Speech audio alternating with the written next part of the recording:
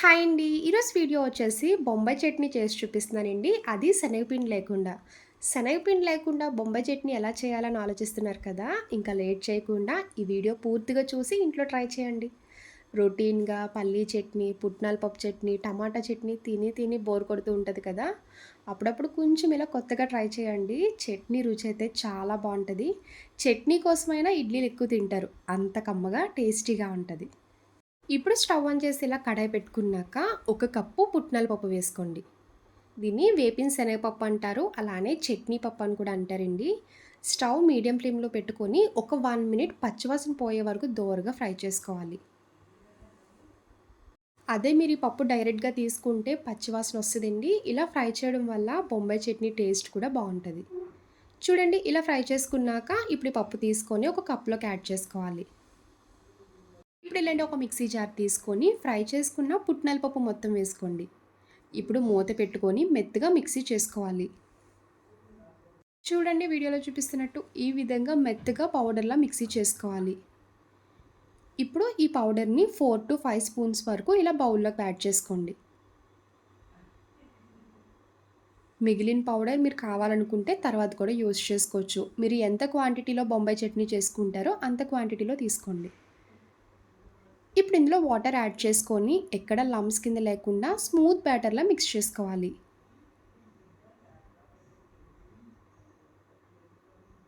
చూడండి ఇలాగా ఈ విధంగా పల్చగా కలుపుకోవాలి. ఇప్పుడు ఇది పక్కన పెట్టుకోండి. ఇప్పుడు బొంబాయి చట్నీ రెడీ చేసుకోవచ్చు. ఇప్పుడు స్టవ్ ఆన్ చేసి ఇలా కడాయి పెట్టుకున్నాక ఆయిల్ వేసుకోవాలి. ఆయిల్ హీట్ అయ్యాక మినపప్పు, శనగపప్పు, ఆవాలు, జీలకర్ర ఇలా తాలింపు దినుసులన్నీ వేసుకొని ఫ్రై చేసుకోండి. చూడండి తాలింపు ఇలా ఫ్రై చేసుకున్నాక ఇప్పుడు ఇందులో ఉల్లిపాయ, పచ్చిమిర్చి వేసుకోవాలి. ఒకటి పెద్ద సైజు ఉల్లిపాయ తీసుకొని ఇలా పొడవుగా తరిగి వేసుకోండి. 3 పచ్చిమిరపకాయలు ఇలా కట్ చేసి వేసుకోవాలి. ఉల్లిపాయ, పచ్చిమిర్చి వేసుకున్నాక ఒక 50% కుక్ అయ్యే వరకు ఫ్రై చేసుకోండి. బొంబాయి చట్నీలో ఉల్లిపాయలు ఎక్కువగా ఫ్రై చేయనక్కర్లేదు. ఒక 50% ఫ్రై చేసుకోవాలి. ఇలా ఉల్లిపాయ, పచ్చిమిర్చి ఫ్రై చేస్తున్నప్పుడే కొంచెం కరివేపాకు వేసుకొని ఫ్రై చేసుకోండి. ఇలా ఉల్లిపాయలు ఫ్రై చేసుకున్నాక ఇప్పుడు ఇందులో చిన్న నిమ్మకాయ సైజ్ అంతా టమాటా తీసుకోండి. టమాటా ఇలా ముక్కల కింద కట్ చేసి వేసుకోవాలి. మీరు స్టార్టింగ్ ఉల్లిపాయలు ఫ్రై చేస్తున్నప్పుడే అల్లం ముక్కలు కూడా వేసుకోండి. బొంబాయి చట్నీలో అల్లం ఫ్లేవర్ తగులుతూ ఉంటే టేస్ట్ చాలా బావుంటది. నేను ఆల్రెడీ వేసానండి. అది వేసినప్పుడు వీడియో క్లిప్ మిస్ అయింది. ఈ టమాటా ముక్కలు సాఫ్ట్‌గా మగ్గే వరకు కుక్ చేసుకోవాలి. ఇప్పుడు ఇందులో మీ టేస్ట్‌కి తగ్గ సాల్ట్ వేసుకోండి.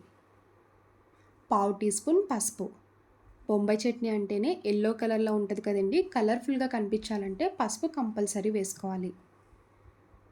సాల్ట్, పసుపు వేసుకొని ఒకసారి ఫ్రై చేసుకోండి. ఇప్పుడు ఇందులో వాటర్ యాడ్ చేసుకోండి.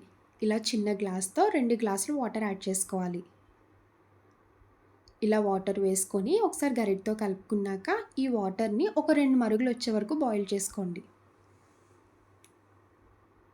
చూడండి వాటర్ ఇలా బబుల్స్‌లా వస్తుంది కదా!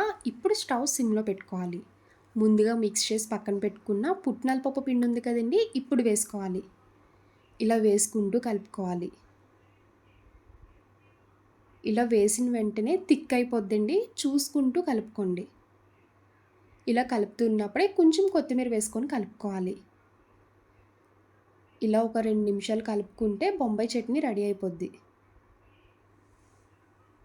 చూసారు కదా! బొంబాయి చట్నీ కన్సిస్టెన్సీ ఈ విధంగా చిక్కగా ఉండాలి. అప్పుడే మీరు దోసలోకైనా, ఇడ్లీలోకైనా, చపాతీ, పూరి ఇందులోకైనా చాలా బావుంటదండి. తప్పకుండా ట్రై చేయండి. అందరికీ నచ్చుతది. ఇలా వేడిగా ఉన్నప్పుడే ఇడ్లీలోకి సర్వ్ చేసుకొని తినండి. చాలా అంటే చాలా బావుంటది. శనగపిండి లేకుండా కూడా చేసుకోవచ్చండి. ఒక్కసారి ఇలా ట్రై చేయండి. ఈజీగా ఉంటది. టేస్టీగా కూడా ఉంటది. చూసారు కదా బొంబాయి చట్నీ. ఎప్పుడు చేసే చట్నీలు కాకుండా ఈ బొంబాయి చట్నీ అయితే చిటికలో రెడీ చేసేయొచ్చు. నా వీడియో మీకు నచ్చితే లైక్ చేసి షేర్ చేయండి. ఫస్ట్ టైమ్ చూసేవాళ్ళు ఎవరైనా అయితే ప్లీజ్ అండి నా ఛానల్ సబ్స్క్రైబ్ చేయండి. బాయ్ అండి.